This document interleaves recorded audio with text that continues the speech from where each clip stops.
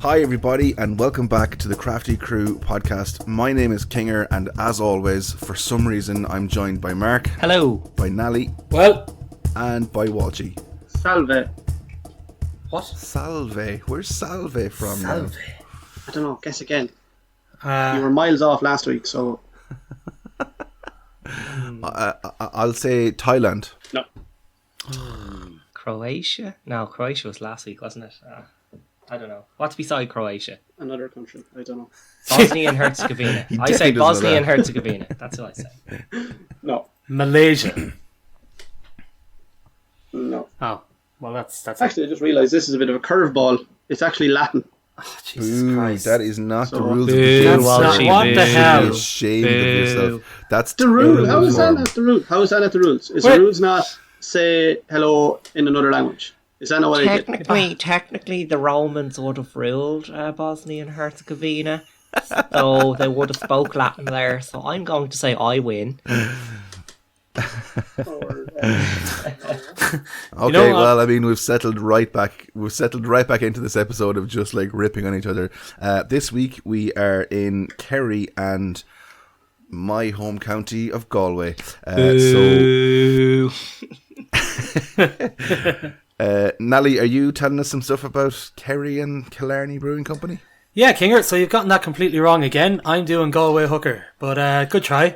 Of course, of course, yeah, of course. Sure, look, we'll be into Galway Hooker for the crack, so. They were founded back in 2006, so they were. And, you know, the name comes from the ship. It's a sailboat, a Galway, it's a hooker. You know, it was originally designed as a fishing boat.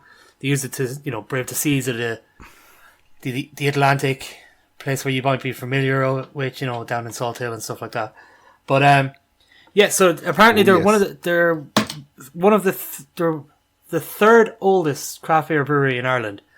They brought out their pale ale in 2006 when they first started off, and I remember getting it down in Galway when I was in college down there, and that was a unique experience because, you know, you weren't getting craft beer on tap at a time, but you could get drafts for a Galway Hooker, which was really cool, to be fair. And they claim that they kind of, you know, were the originator of the pale ale style in Ireland, like the first Irish pale ale. Now, I haven't seen any claims that can say they weren't, but the only claims that I've seen that says they are is from themselves, so I'm a little dubious on that. But, you know, let's take it at face value for now. Full of lies down in Galway. They've got a couple of different beers out. They've got a lager, you know, pale ale, and IPA, stout. And they do a couple of the seasonal ones, and people might be a bit more familiar. Like their core range, the can design is pretty simplistic. It's just, you know, it's a different colour and it's just Galway Hooker on it. It's nothing too fancy. But some of the ones they brought out more recently, like their mango IPAs and stuff like that, they've got a load of like different sea creatures and stuff on them. I don't know if you've had them, but they're pretty cool. So they are, the cans. Some of the beers are really good. Some of them are okay, but the can design is really cool. I'm a big fan of the new can design. I think they should stick with that and bring out a couple more like that. Yeah, the seasonal ones they bring out. They brought out honey beer this year as well, which was, I think Walsh, you were a big fan of that, weren't you? Yeah, loved it. Very nice. Yeah, so I'm looking forward to seeing how we do with this one today. Today is their double IPA. It's a 15-year anniversary for when they started, so they've gone back and they've done a double IPA for it.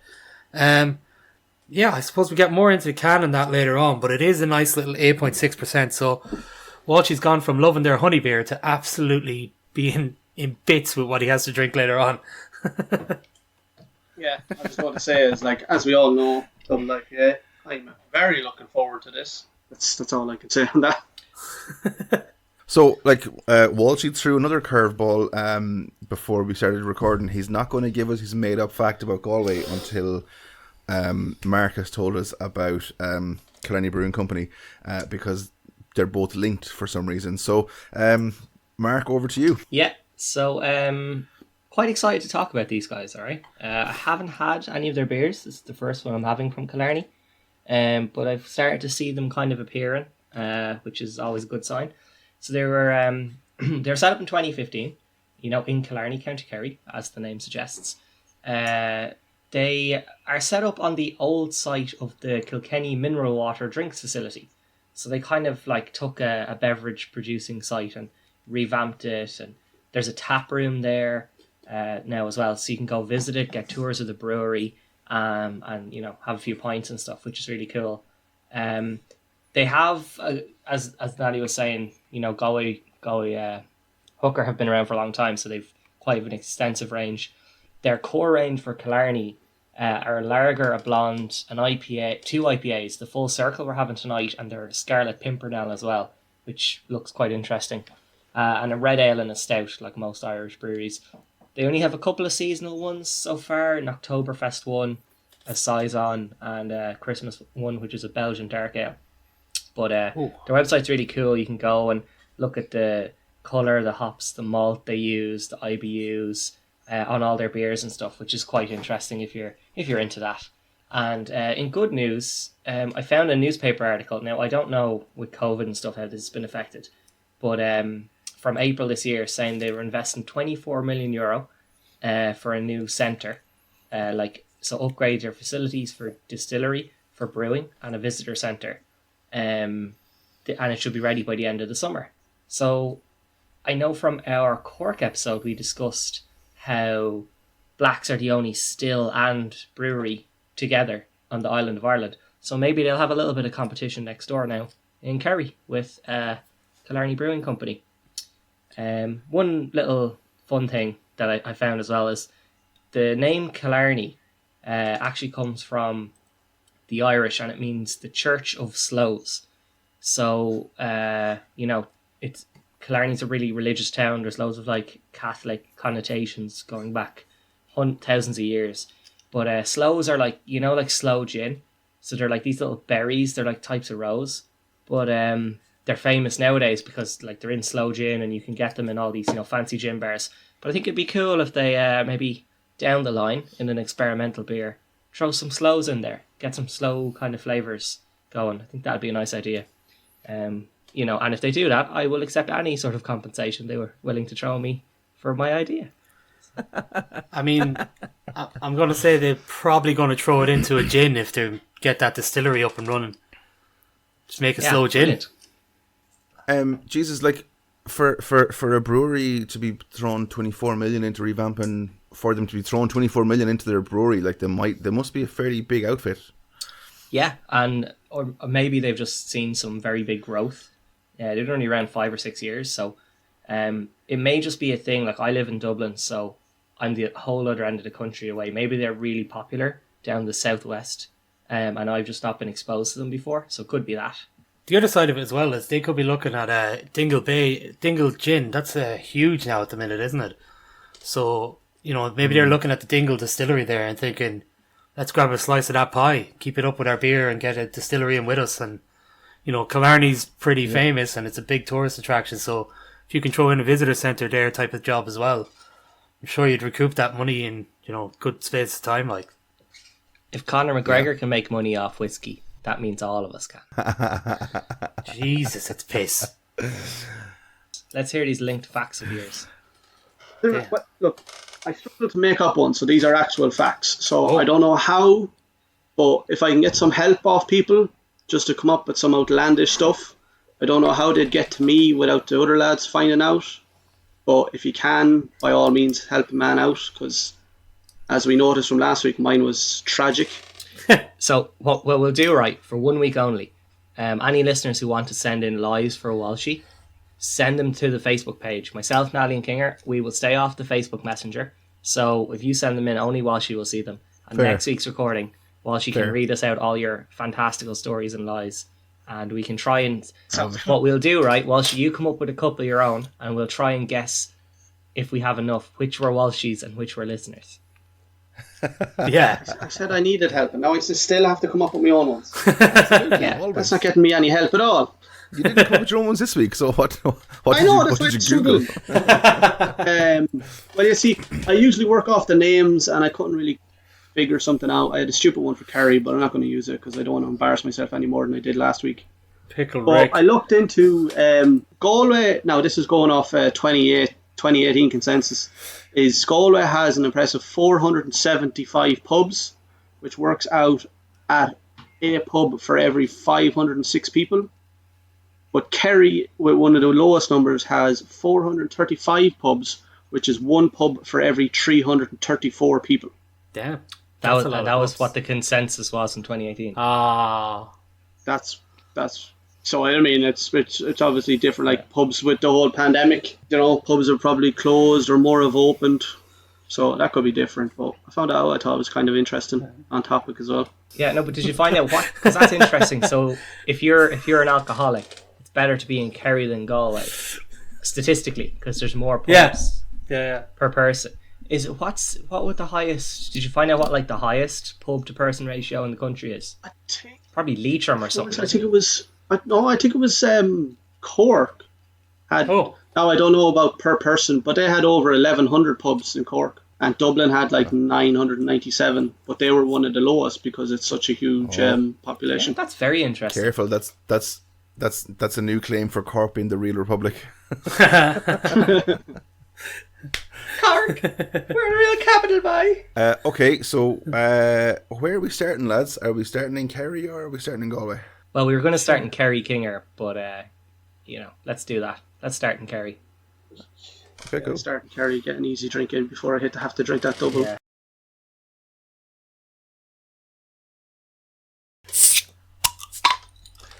So this is Killarney Brewing Company's Full Circle IPA. So I actually like when we just go back to kind of basics and it's just a plain old IPA. It's nothing fancy. yeah, I'd agree with you, man. It's nice to just change it up every so often, and it's kind of weird that changing it up for us means having just an IPA as opposed to having some mental stout or something like. Yeah, it's also one of the only times, I think maybe the second time, we've had a bottle and a can in the same episode. So it's always a good contrast to have. Oh, that smells nice and fruity. Yeah. Yeah. So just reading the label, it's called Full Circle. It's it has like an emigration famine ship on the front. It has like Ellis Island and stamp on it. Yeah. And a Dublin airport stamp. And it says that emigration's forever been at the heart of our history. This story is held by our head brewer Mike, who with his wife and daughter have brought back to Ireland this branch of their family tree. And the family tree is the fact that this is all American hops. So kind of bringing the American tree back to Ireland. It's 5% IPA. And just on the colour, like it's a lovely clear golden IPA colour. Not too carbonated, but it's a really nice looking beer. Yeah, it's got some really decent head retention as well. Like that's I poured a proper full pint of it, and it's not lost any head yet, which is pretty good going. That went well for you, Paul. Yeah, I was going to say it's probably going to take me a hot minute to get to the drink. Yeah, Kinger, like you were saying, man, it's definitely got that kind of fruity smell. It's a nice smell. It's kind of sweet as well as fruity, not overly sickly or anything, but definitely on the sweet side. Like, yeah, the taste is actually quite similar to the smell. It's we've had a lot of beers, I think, where the smell and the taste are kind of worlds apart sometimes, and it's not exactly what you're expecting. For me, that's like pretty much what you're smelling is what you're tasting as well, Just a comment on mouthfeel. It's way more carbonated than it looks. Because I'm looking at my glass and there's very few bubbles floating around. But then you take a sip and it like explodes off your tongue. It's funny. It's nice. Yeah, I was literally going to say the same thing. Literally. But no, it is. It's definitely way more carbonated than it looks. Which is a good thing. I do love a nice crisp beer. IPAs work really well when they've got that higher carbonation, especially kind of this style of IPA. It's really nice. So my first impressions of this are it's got a typical kind of traditional IPA West Coast piney kind of taste to it. But the really aggressive, let's say, carbonation, I'm not sure what the word you want to use for it is, like removes quite a lot of the flavour and just leaves you with a little kind of subtle undertone of an aftertaste, which for me is quite nice because that piney flavour can be a bit overpowering if there's too much of it. What was the one we had a couple of weeks ago? The the Ballykilcavan one, wasn't it, from Laois? Long Meadow IPA. Yeah.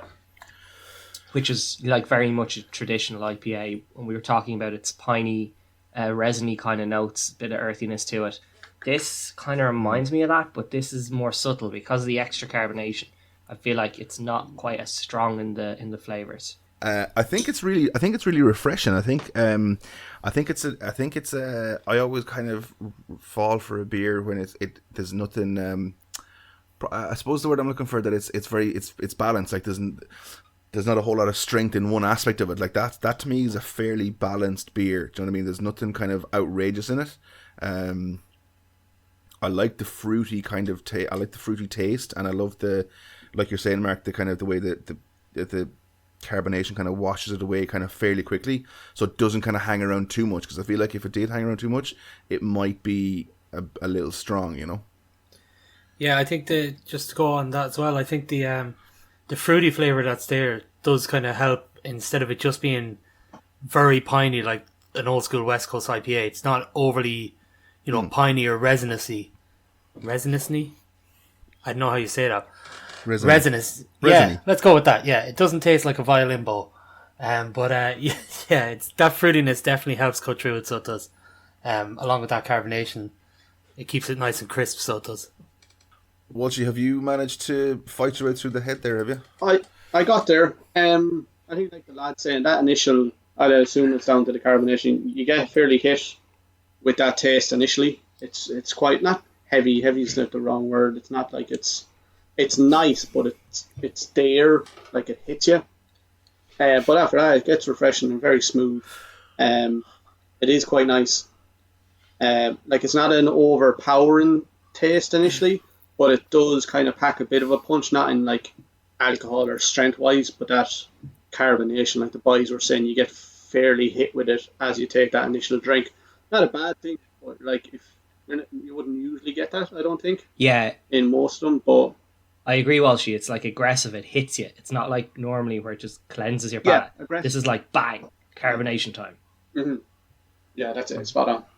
I always find these episodes, recording these episodes, as like a bit of a learning opportunity. So, the fruity flavors that we're all talking about, like, do you think when they're brewing a beer like this, is it a specific addition of a certain fruit, or is it particular hops have that characteristic? So it's 9 times out of 10 for beers, it's going to come down to the hops, unless we're talking something like a sour or something like that, or remember we had those tropical IPAs where the fruit was added. But if it's something like that, it's going to call out that the fruit has been put into the mash or into the fermenter. It's definitely just different styles of hops that give you the different flavors. Like you have old school hops, old school American hops like Chinook that are kind of piney and stuff like that. And then you have some of the more, more New World hops like Citra that are that Citra flavor, that kind of, lemony or Amarillo, that kind of orangey flavor and stuff like that. And then there's other ones as well. There's new ones like from Australia and stuff. They're growing some hops now that are they're starting to come out a bit. Like Galaxy, I think, is an Australian hop as well. It's kind of like stone fruity type of flavor. So, like whatever stone fruit is, like mango or something. I don't know. Oh, yeah. Okay. Yeah. And then you start combining them and they start like cancelling flavours out and amplifying other characteristics of each other, like how they interact. Because I'd say very few brewers are just using one type of hop. There's generally a mix in there, in the craft beer market anyway. Yeah, and the other big thing about it, Mark, is even if you use the same type of hop, it depends on where you add it in the boil.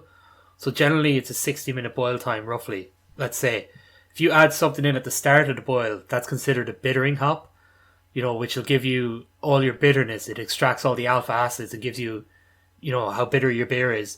If you do that and then in the middle of your boil, like around 20 minutes or whatever, you get your flavor hops, which is all for the flavor of the beer. And then about 5-10 minutes left, you get, your what are called your aroma hops, So they don't add a lot of bitterness to the beer, but they give it the smell and the flavour. So depending on what quantities you add at what times in the boil, you can get a different kind of fruity flavour, or, you know, whatever you're kind of going for, which is you know, it's kind of the art of it, really, I suppose. Yeah, and I guess just to kind of hone in on the fruity flavour we're getting here with Killarney's Full Circle, it's not like a Citra or anything where you're like, it's mainly fruity. This is still a standard kind of original IPA with a bit of resiny pininess, but in equal subtle amounts there's a hint of fruit there. Yeah. So it's not, I guess we're honing in on it, but just so people know, this isn't like a fruity IPA. This is just like an IPA with hints of fruit to it, kind of. Yeah, which, like for me, which makes it quite a clever beer, I think, because it kind of does hit every kind of point. You know, it's not like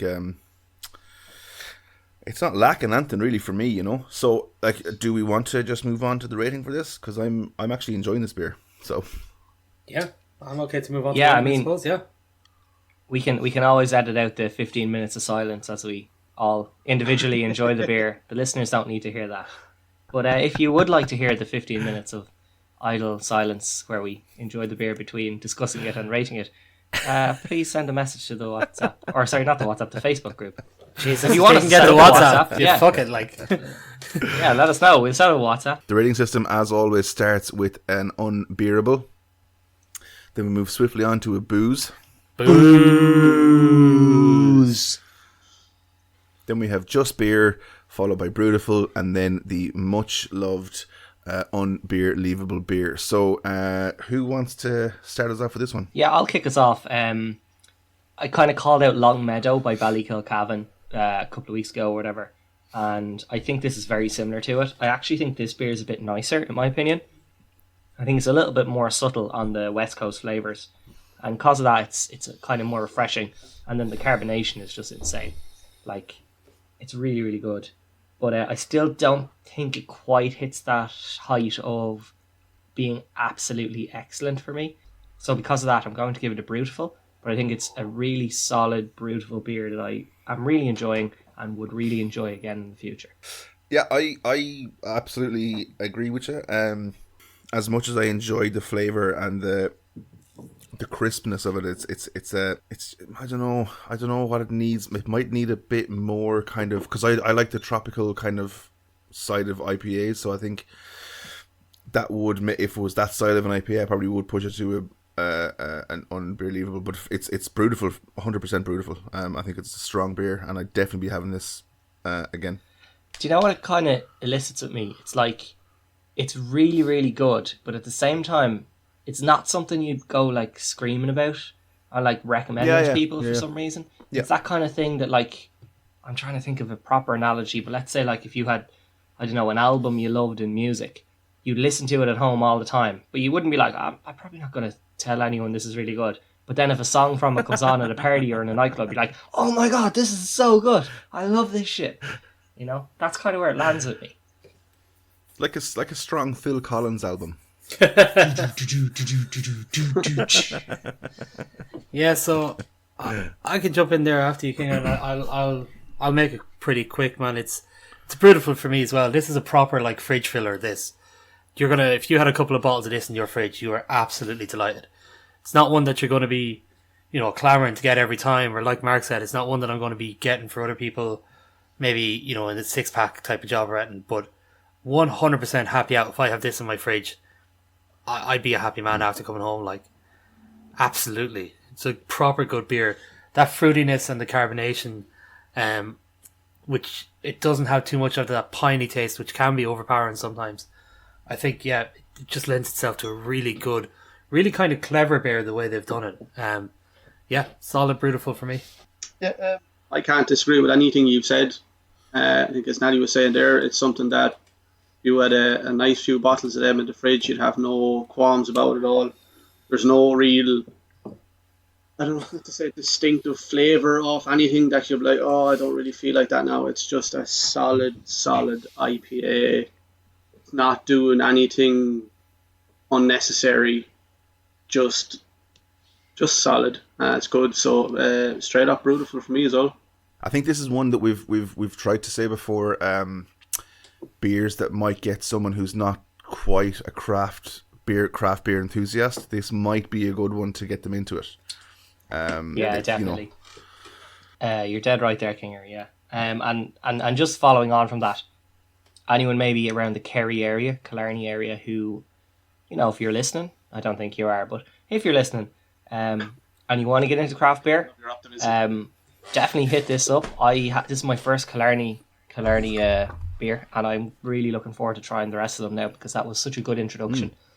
But please, please, please, please, please don't let the next 1 minute of podcast change your mind, because Kinger is going to do his best Kerry accent in a second, and we don't want that to drive you away from the world of craft beers. Yeah, it's all right, Mark. We don't go out on the wireless, so they're probably not going to hear us. Oh yeah, and all Kerry people. Yeah. 7 heaven, baby. 7 heaven. Up the doves. Up the doves. God damn it. Jesus, you went very dubbed there, Mark. Danny Healy-Rae. Just think of him. That's all you got to do. Yeah. But it's funny when he gets angry, because he gets very angry and the cap comes off. Oh yes, that is very good. You had it there. Yeah. So, who does the Crafty Crew think they are, coming down to Kerry and telling us what our beer is like? Oh, brilliant. You're nothing but a pack of blackguards, the laddie. But thanks for the brutal rating from the Crafty Crew podcast.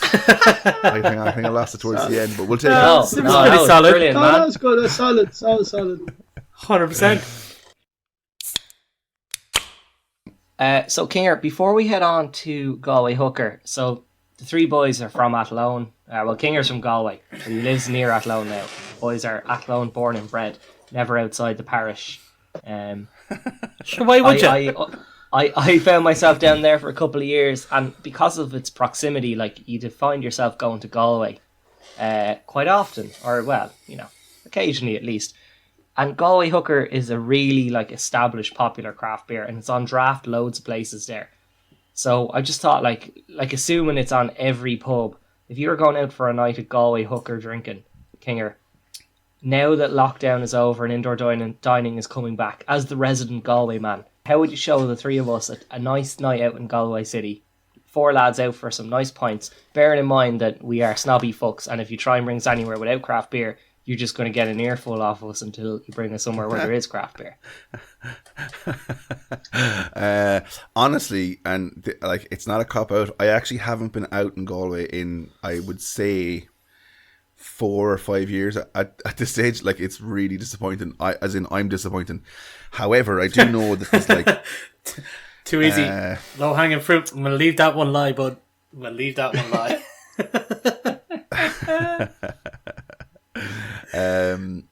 Beer House in Galway is a really good. I think it was one of the first places that I knew for craft beers in Galway. There's also a place in Salt Hill. The SeaWorld aquarium place. That place, they don't do craft beers there. No. It's called the Oslo, and they actually do really good food. Well, they did when I was there before, and they it's actually the Oslo was where I brought. So there was my parents, and there was me, and then neighbours of ours, and they wouldn't be craft beer drinkers at all. And they said, let's meet up for a drink in town or whatever. So I brought them there, but it was their first kind of opportunity to have some craft ciders, because they're all cider drinkers.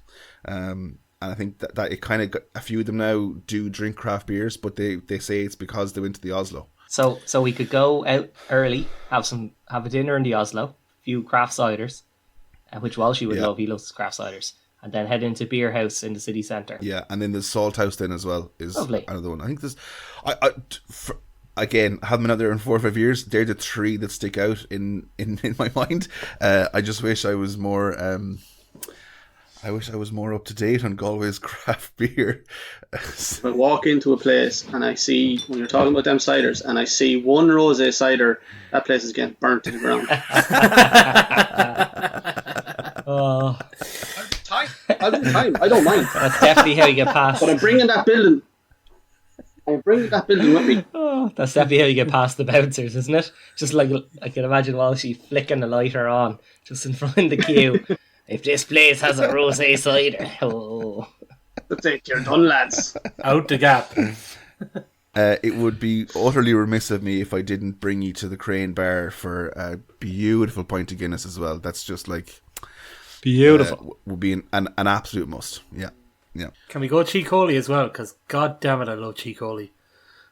Yeah, we can do Chicoli. Like, and Roisin's standing outside. I couldn't give a fuck at this stage.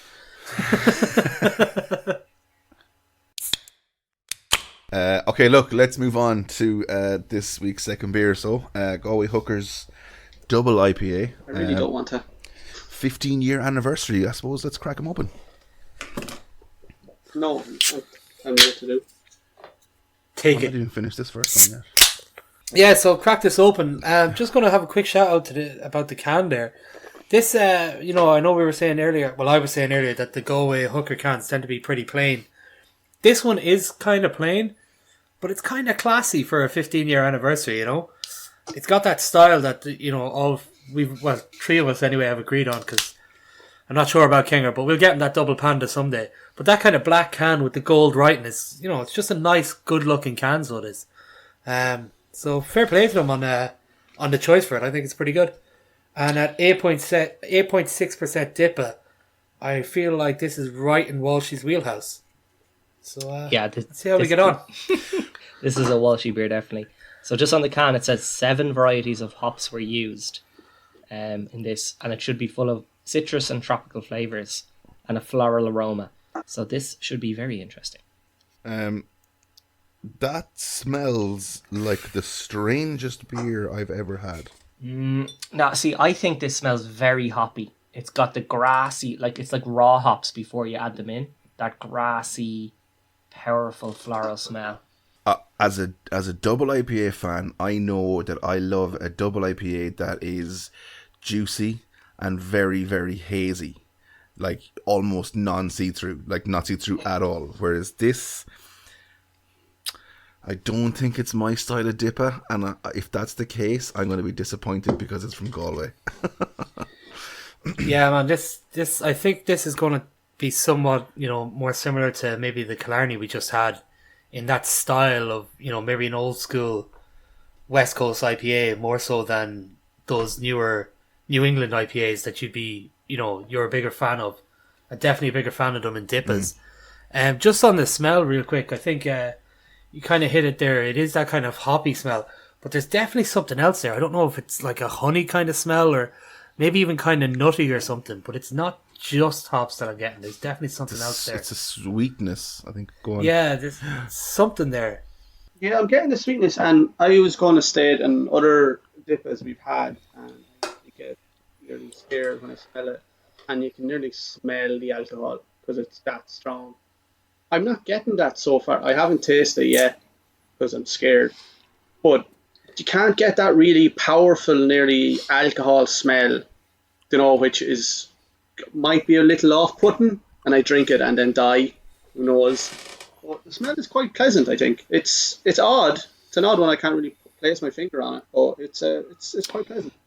Yeah, I'd agree, Walshy. I wonder if with the 7 varieties of hops, maybe there's a lot going on for us, and we're all trying to, delve down. 7 is a lot of hops to put in something, and it can maybe be a little confusing. When you get to the taste, the mouthfeel is just, I would say, normal. It's like not overly carbonated, it's not too oily. It's not, not leaving too much of a taste, but it's leaving some taste. It's just kind of like right down the middle, grand mouthfeel. But there is definitely that normal boozy taste you get with a dipper. Now, it's a lot less in this, I will say. And I'm not sure how to dissect what's going on with the flavour profile in the hops, because there's an awful lot hitting you kind of at once with this. Yeah, so it definitely is kind of it's a pretty complex beer. Those 7 varieties of hop really, really give it a unique flavour. Somehow, I don't know what it is, but there's something kind of nutty or something with it as well, though. I can't put my finger on it, but there's something that's not quite just fruit. Not quite just a fruit flavour. There's something it's that kind of more earthy sweetness, like a nut as opposed to a fruit. Just in the background. Like walnutty, kind of.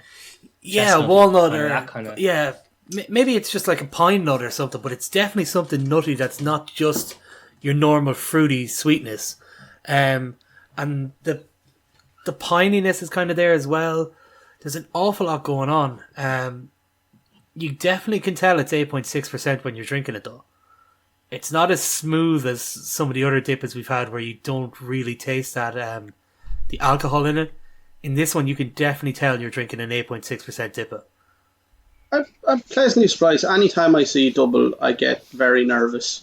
And usually in a lot of the ones we've had, for the most part, I think besides maybe one or two, all you get is just pure alcohol at times, for me anyway.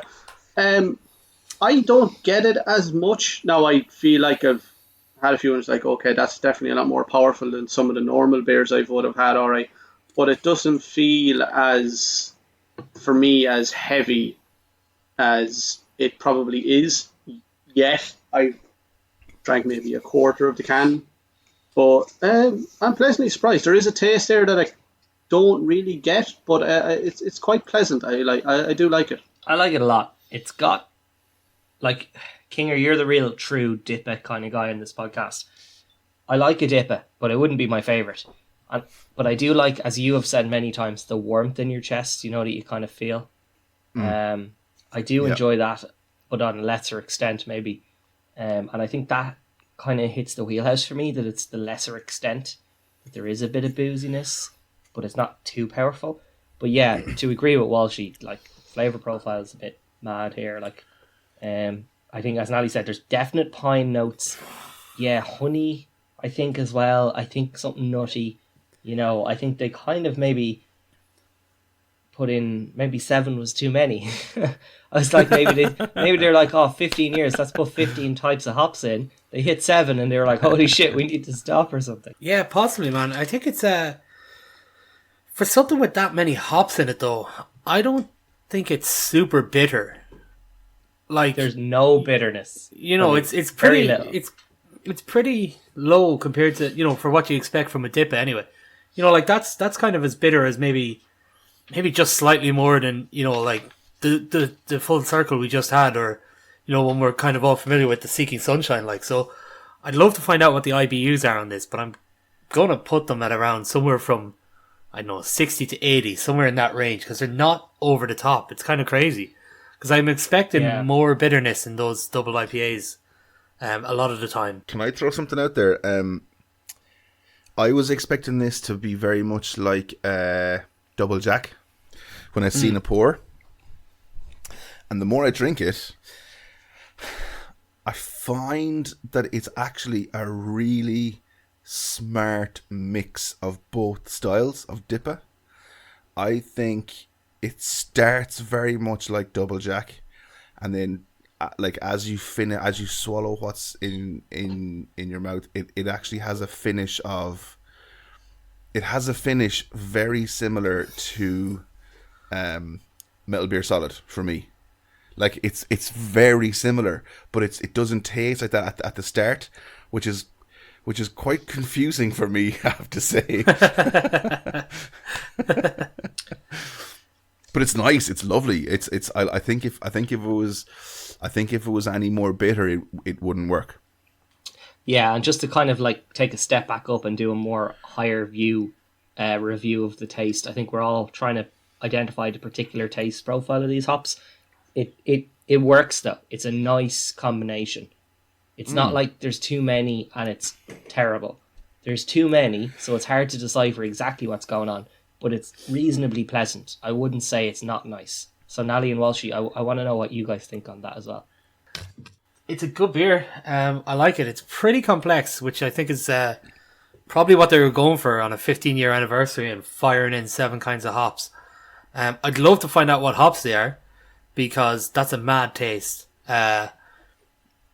It's nice. I like it.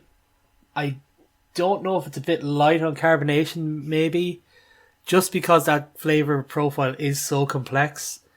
I think maybe if you had a little bit more carbonation, it might help it a bit, you know, just to mellow it out, and it's not going to last as long on your palate. But it's good. It's a solid beer. Yeah, I'm no more than you, Kinger. I thought it was going to be way more old school, like Firestone Walker Double Jack. I thought it was going to be along those lines, but no, they've kind of blended the styles well, so they have. I was going to say, do you think that they might have, as they were like, right, okay, we need to do something special, and they looked into their fridge of hops, and they're just like, you know what, lads, we have 7 left, just get them and just fire them in, and let's see what happens. Are you saying this is the omelette of beers? It's just like the Maybe. fridge emptier. Just fling them all in and hope for the best, and it actually turned out quite well. I mean, for an anniversary beer, you're like, guys, let's throw something together, and 7 hops seems like a lot.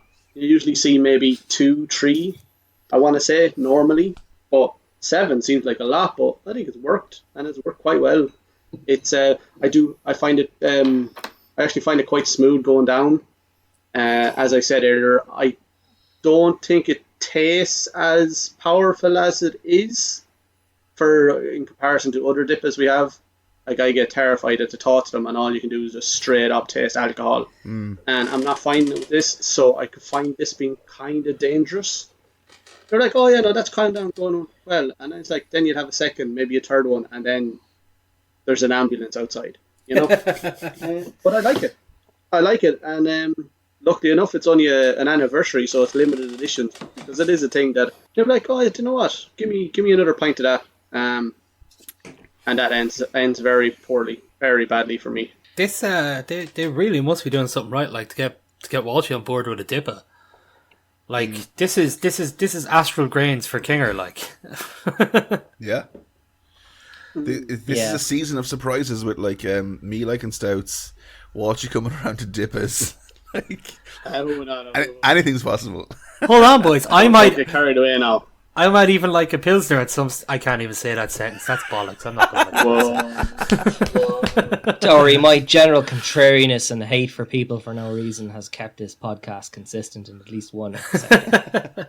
On that note, let's get Galway Hookers double IPA rated then. So I'm going to start this off, and I know I'm going to get flack for this. He's going top. Oh, he's going top tier straight away.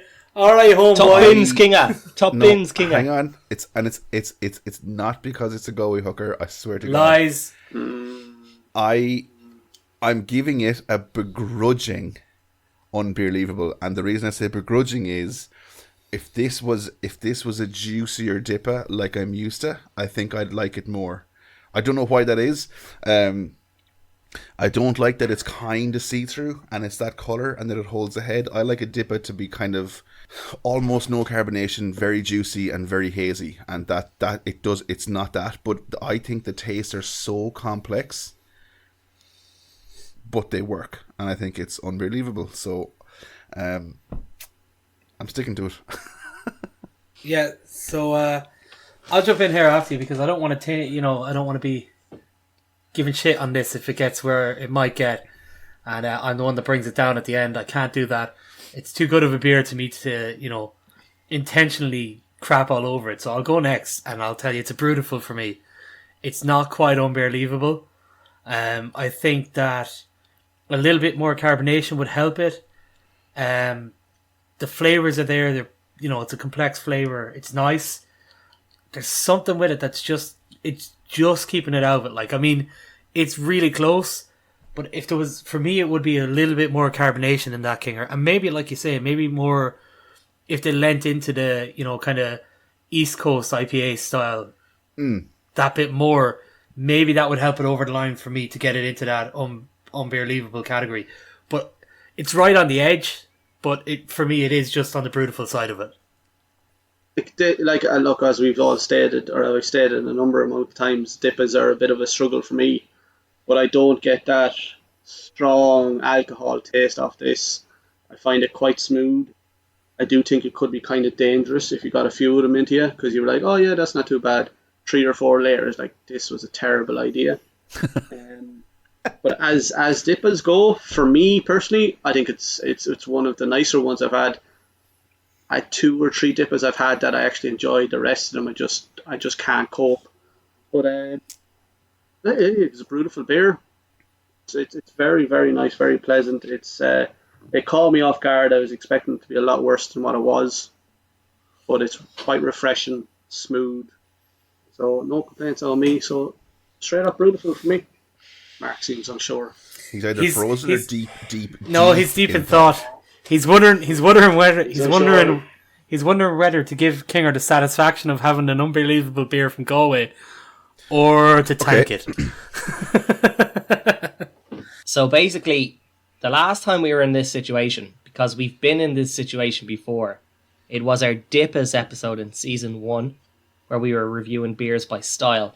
We had a Galway Bay Brewery Dippa of Foam and Fury, that's what it was called. And it was one of the first beers, if not maybe the first beer, to get an unbelievable rating on this podcast. It might have been, It was exactly what happened here. The Kinger came out, he's like, this is fucking class, I love it, unbelievable. The two lads were like, yeah, definite, solid, beautiful beer. And it fell to me to kind of swing it one way or the other. Now, that day I was no hesitation at all, because I really did enjoy it. This one, I'm literally right on the fence with. It's confusing, right? It's a very complex beer, which is enjoyable in itself. The taste is very enjoyable. It still retains enough of the kind of alcohol-y, boozy flavour you expect in a Dippa. And I know, Kinger, you're like, you're a fan of the juicier ones, yeah? Yeah, so I don't mind that it's not so juicy, because it's kind of more mainstream IPA. So it's still another style I love, it's not going somewhere I don't like, But, I just think I don't love it. I just like it a lot. And for that reason, I think I'm going to have to give it a Brewtiful. It's a really, really 100%. strong Brewtiful, and it's really close for me. But there's just a little bit too much going on. And because of that, it doesn't have its own character. It's kind of like a mix of a lot of things. It's not a thing. And that, to me, kind of takes away from it. Like, you're drinking it, and you're like, okay, yeah, it's nice, but I'm not loving what it is. I'm struggling to kind of get my head around it. And I think Nally really wants to kind of comment on that as well. So, fire away, man. Yeah, just briefly, man. I 100% agree with you. It is that complexity, maybe, that brings it down from being that unbelievable beer. It's just, it's really nice. Like, I'd be happy to have another few of these, like, not in one sitting, because that would fuck you up. But I would be happy to have another few of these.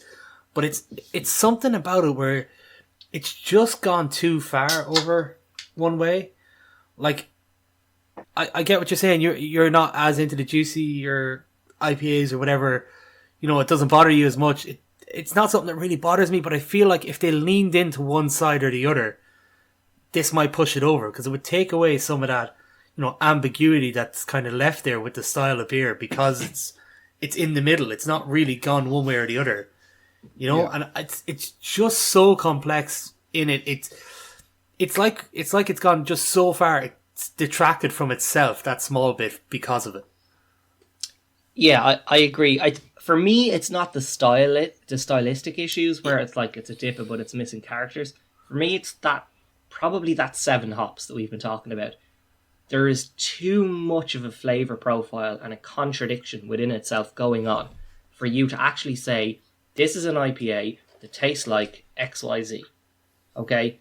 I can taste XYZ, I like XY, I don't like Z, therefore this is my rating for this beer. Yeah. You cannot get your head around this thing. So you're always, there's a little bit of you being like tasting it and being like, oh, what's that? And that process to me is not enjoyable. That you want to taste it and be like, oh, that tastes like whatever. Grand, I like that, I don't like that. This is like leaving you a little bit of confusion, which detracts from it. But yeah, I agree with you mostly, Nally, that it's gone too far almost. The complexity is really good to a point, but there's a little bit too much here. I think that actually speaks to the level of complexity as well. The fact that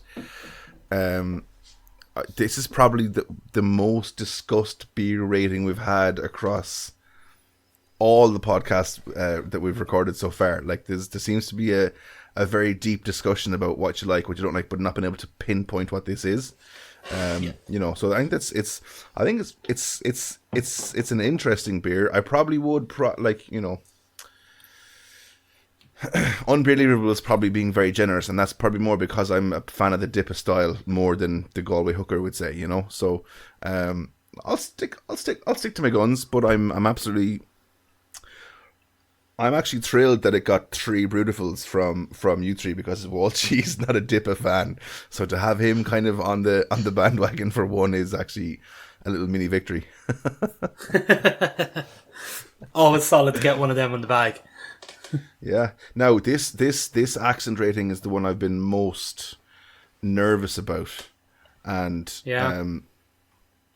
I think it's a cop out to have me do a Galway accent for a rating. So I've done Westmeath. So this is an open invite to Nally and Walshy. Yeah, because I did one too. I get out of this. I'm immune. Yeah. This is an open invite to Nally and Walshy. Who wants to take a swing at a Galway accent? An accent, I believe, by the way, is probably the hardest one to do because it's just a nothing accent. So the invite's there, lads. Who wants to step up?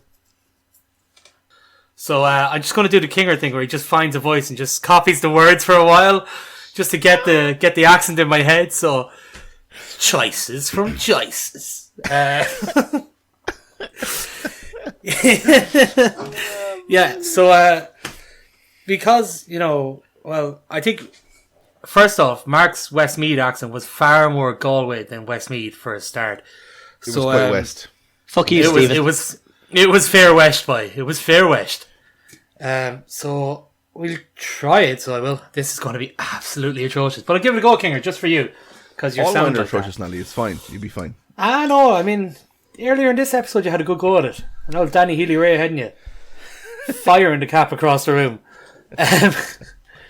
Right, give us a sec. So that gives Galway Hooker double IPA. No, I fucked it, lads. I fucked it. It's gone. It's gone. I had it at the start and then it died. Unleash your inner crusty bastard. A youth spent well.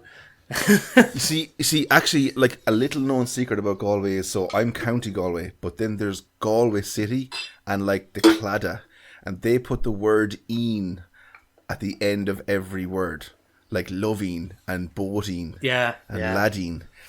Ladding. So like, so that gives Galway Hooker double IPA 15th anniversary a Brewtiful from the Crafty Crew podcasting. I'll take it. Podcasting. I love it. Podcasting.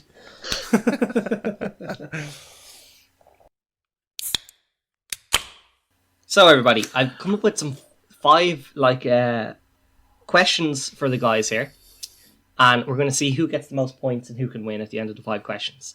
Now, to stop any cheating, we're going to do this like the Newlywed Game, where the guys are going to have to write down the answer, and I'm going to go 3, 2, 1. They flip it around, and I can see on the video chat we're on where we record this whether they got it right. So there's no cheating or manipulation. Everyone can see everyone's answers. To highlight this, Nally has been writing the word turtle over and over again and showing it on the screen. Is that your favourite word, Nally? I like turtles. Nally likes turtles. Okay. So they're helpless. This gets harder and harder, and also tests your knowledge of our previous episodes. Okay. Nally's definitely going to win. Fucked. Do we just give me a 0 now, or? No, look, it'll be fine. It'll be fine. Okay, question 1. What does IBU stand for? It's been used multiple times in this episode. Okay, 3, 2, 1. What do we have? Walshy says, and it's frozen. I don't know if you can make that out. Can't see Walshy's. It's frozen. Okay. It's too bright.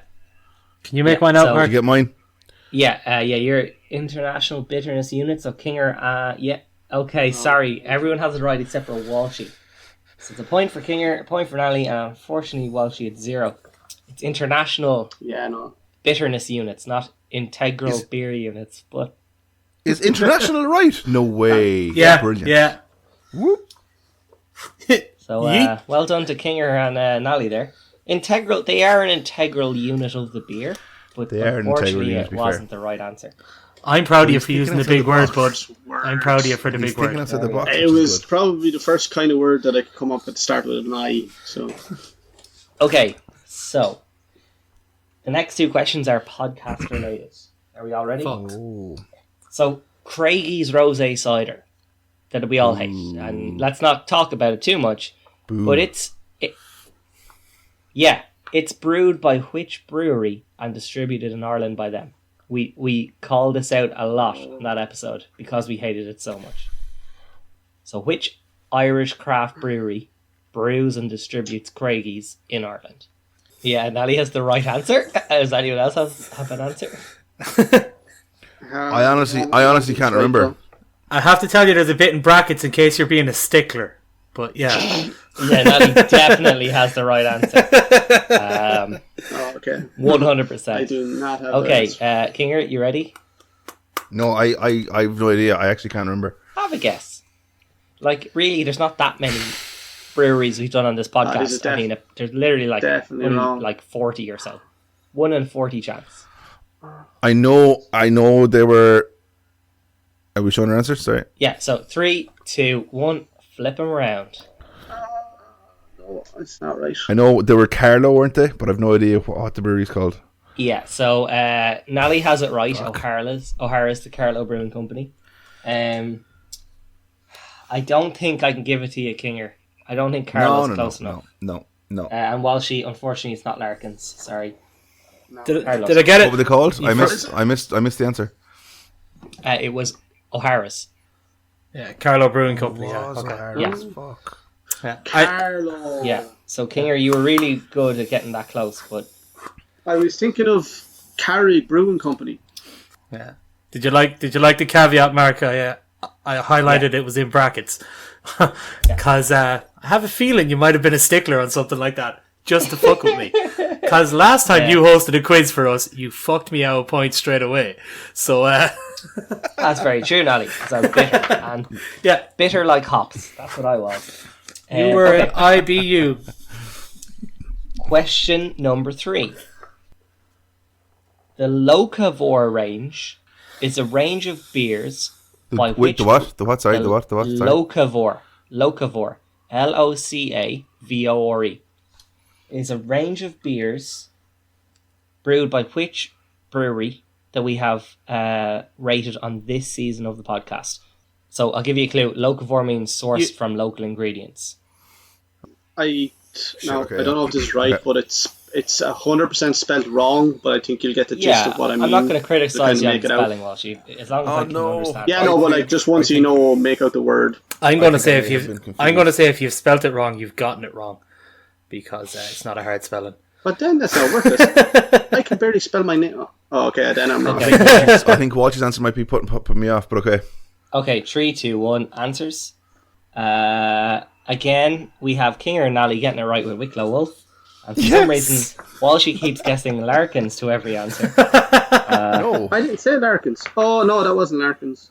I don't know why that's there. No, You showed me Larkins. I said Okay, well, it's wrong either way, so it doesn't matter. Yeah. You see now why I was saying about if you spelt it wrong, you've gotten it wrong. Wicklow and Wolf are pretty easy. That really threw me off when he was like, I have the word wrong. I was like, there's 2 words though. For some reason, I was thinking, it's like, remember, was it Ballyconcavan that had the 13 fields? Oh, yeah. That's Yeah. I was getting that from. Yeah. Fair enough, yeah. That was a good throw. Mark put that in intentionally to throw you. Yeah, because also remember last week, guys, we talked about Tipperary and Kashmir Brewing's single source brewing. So, you know, Canvas. we've had we've had 3 breweries this season who have local sourced brews. So I thought it was a good question. Okay, Which is a testament to Irish brewing, to be fair. Yep. So are we ready for question 4? Correct. Yep. Okay, very good. So this one is kind of playing on the fact that the 3 of you guys, you're big fans of Dead Center, yeah? Yep. And Fired. and we're Out the gap. I'm 100% going to get this wrong. we all we all use this app called Untapped. It's like the Facebook of beer where you tag your beers and stuff and you rate them. Okay, so we're all pretty heavy users of this. So I'm going to ask you this question. What is Dead Center's highest rated beer on Untapped? So by people who've tried it and given it. I don't expect any of you to get this. But at the same time, I thought it'd be funny just to like rub your noses in it that you didn't. So what is the highest rated beer on Untapped? Now, there's one caveat. There's 2 or 3 beers they have that only have like 1 or 2 ratings. So I've gone 10 ratings minimum. And anything with 10 or greater, okay? See, when you said, I don't think any will get this, I think that half cancels out like 3. This is a strange question because there are 1 or 2 dead center beers that are going to have like many more ratings than the rest of their collection. But the one I've gone for, I think, was an outrageous beer, and I think it would be the highest rated. Okay. Are we all ready with our answers? If me and Nally have gone for the same beer again this time, I think it'll just be a good sign of how close our friendship is. You know it, buddy. Over anything else. Yeah. Plus, you've already got one wrong, so I'm still in the lead, and that's fine. Yeah, I know. Yeah. I've got none right, so In no way competitive. Okay. Well, I'm different. Just write down a beer. God damn it! You drank enough of them. I think this is wrong between a few. But Okay, are we good to go? Yeah, so I want your answers on 3, 2, 1. Ultraviolet Tilt, and Nally has gone for it. Bank of Ireland. I don't know if you can see it there. You're holding your Bank of Ireland. There. Doc and something? Disco ain't dead. Disco ain't dead. Unfortunately, no. it's going The down. highest rated beer is Vivid Trinity, Ah, okay. Okay. which is an imperial I stout. I haven't. Which tried one? it, see. Which one? Version Version 1 or 1 version 2? Version 1.2, and the second highest beer they have is version 1.1. So I'll give it to you if you got either of them. Like, Yeah, okay. I have both. I bought both of them last Christmas, and I have them both. I was actually only saying this the other day to the lads. I have both of them still in my room, unopened, because I'm like, I'm going to age them for the year and then give them a go. I'm really looking forward to trying them. I have both of them there. I can't wait for it. I've a precious cargo in the room next door here. Yeah, same. Yeah. I was between 2 and 3 beers, and that was definitely not one. I was between Ultraviolet Tilt, Stealth Mode, and even Across the Pond. Because the way you were talking about it, like, I knew it was no way Seeking Sunshine Marooned or Dead Pixels. Stout, yes. Because you were like, we definitely won't get it. So it definitely wasn't one of the mainstream ones. No, it was a limited edition. Like, of the, let's say, the core range, Teeny Tiny is the top one. Yeah. I think, of the core No range. way. I've grown to love Teeny Tiny recently, actually, yeah. All them people who don't know anything about craft beer drinking it. Anyway, you ready? Shots fired. Another one. So, question 5, everybody, and it wouldn't be a good quiz if the first 4 questions absolutely meant nothing when you got to the 5th question. So, Nally, It's alright, I'm on 0. Nally has 3 points, Kinger has 2 points, and Walshy has You don't need to tell them what 0 I have. points. You don't need to tell them. Screw it over again. No, thanks. So, I mean, it's a quiz. I never do well on these. So, there were... we're all massive soccer fans here. You know, fans of... Sorry, We're what's all that? massive soccer fans here. So, What's that sport? Never heard of it. yeah, soccer. Because we're all fans of soccer. I've never heard of it. I don't know what that is. Very good, Walsh. Are you angling for We're all- football also? Okay. We're all massive football fans here, and we support Premier League teams. So, there's 8 points up for grabs here in this question. Okay? I expect, at a max, I'd say one of you might get 2 points, and the rest of you will get 0. Bollocks. Okay. In 1992, the old First Division became the Premier League, and 4 clubs were sponsored by alcohol producers. I will give you a point if you can get the club, and a point if you can get the producer. Okay? So you can give me 4 clubs and 4 producers, and a point for each one that's right. And it's only that season. It's not future things like... No, I don't want anything Okay. sooner. I want the 1992 season, the first season of the Premier League.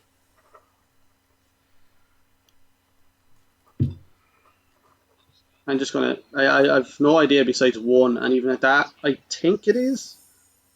But I'm just gonna put down names of teams. I have 4 guesses. Like I have 1 sure thing and 3 guesses. Oh, I have no sure thing. And 2 guesses so far, with a third one incoming.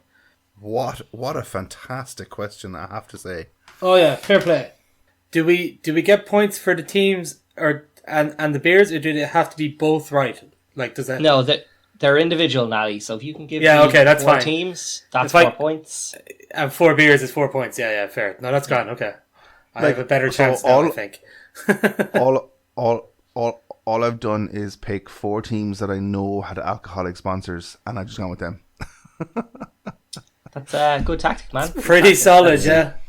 Let's see how many you get right. So I think everybody has their answers. So on 3, Yeah. I'm going to ask you to show me them. So 1, 2, 3. You need Okay, to- this is very interesting. If you need me to read out any of mine, let me know. No, 'cause I know it's I have chicken them all. scratch. So the Okay, correct cool. answer, I'm not going to go through all the incorrect answers. Okay, so the correct answers were Blackburn with McEwen's Lager. No. Nottingham Forest with Shipstones. Oh, Kinger, you got Forest. Spurs with Holstein. Oh my god. Forest, yeah, Darren Anderton. And Liverpool with Carlsberg. Okay, that's So some- interestingly enough, okay, Nally, you got 0 on that round, unfortunately. Fair. But Kinger, or Walsh, you got 2 points. You had Liverpool Carlsberg, so well done. I'll take it. Kinger, you got 2 points for Liverpool's Carlsberg. You had the wrong beer, but you did have Nottingham Forest, didn't you? He did. But it was Yeah. it was Labatt's that I remember them having. It was a really Exactly, iconic yeah. sponsorship. But they had Shipstones that year. So at the end of our quiz, it means we have Walshy on 2 points, Noddy on 3, but with a fantastic final round. Kinger on 5. Yes. Hey, I don't feel too bad. That's my first time ever winning a quiz, I think. Because you are part of it. Yeah, usually I'm It the was quiz usually you master. doing them. I was the only other one that I was like, I kind of had. I didn't know the year, but I knew Newcastle had Newcastle Brown Ale at one stage, so I was like, throw it in and just see what I happens. forgot about Spurs. I didn't know what year it was. Totally forgot about Spurs and Blackburn. I thought Liverpool's was later. Nah, That's not why I true. left them out. I thought I did. Carlsberg I was also later. did it. Yeah, I thought Liverpool was way later. Yeah. This entire quiz was based on information found on footyheadlines.com. If anyone has a problem with the quiz, you don't have a problem with me, you have a problem with the website. No, Okay. not at all. Oh, I That's have the a quiz. problem with you, but that's a different thing. But Nally, Different story for a different day. most importantly, I feel like your problem with Mark is not as big as Walshy's problem with Eamon Dunphy. Well, how can anyone have a problem with Eamon Dunphy? That's a ridiculous statement. that's Kinger. ridiculous. Nobody has a problem with him. Why would you even bring up something so silly? He's a goddamn hero. The problem with national Eamon treasure. Dunphy. The problem with Eamon Dunphy is that there's not enough of them. We need like Yeah. 5 Eamon Dunphys. Yeah. Get him back on telly, I say. I'd sign that petition. Get rid of Richie There's a- Sadlier and bring back Eamon Dunphy. Yeah. Be much better. Eamon Dunphy. There's a man who knew how to be bald with dignity. Not like Paul Yeah. Walsh or Richie Sadlier or Liam Brady. Eamon Dunphy, that's the man you want. Only man you want. Okay, Walshy, before I do my outro, I'm going to allow you respond. No.